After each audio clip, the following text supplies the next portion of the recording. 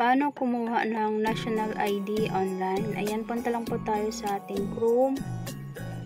Yan, tapos type lang po natin yung national ID. Yung unang lalabas, i-click lang po natin yan. Yan, pag na-click na po, ayan, tapos click proceed. Ayan, ilagay nyo lang po dyan yung first name, middle name, and then last name, tsaka yung inyong birth date, yung national ID card number, kahit wala na yan. Yung ilagay nyo lang po dyan na info yung ginamit nyo pag registered sa PhilSys. Ayan, pagka nalagyan nyo na po lahat, click nyo lang po yung nasa baba. Kailan tama po lahat.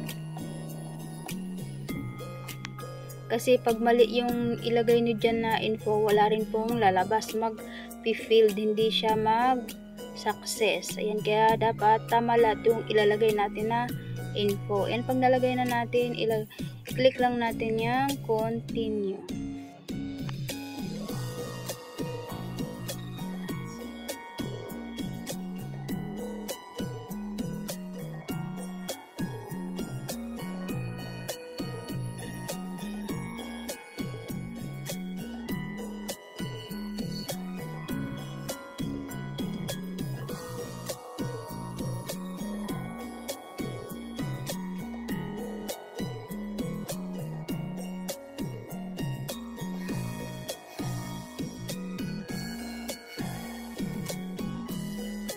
And then, pag na-click na po yung continue, click nyo lang po yung allow visiting the site or allow this time.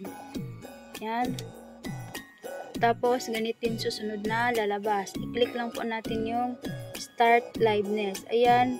Pagka tinutok nyo po yung cellphone sa mukha na, itapat nyo po dun sa parang frame yung buong mukha ninyo para magsak. Ayun. Tapos, pag okay naman yung kuha ninyo, ayan, lalabas dyan. Congratulations, and then view your national ID. Ayan, tapos pag na-click nyo na yung view national ID, ito na yung lalabas. Ayan, pwede nyo na po yan screenshot and then ipaprint. Yan na po yung pwede nyo gamitin valid ID.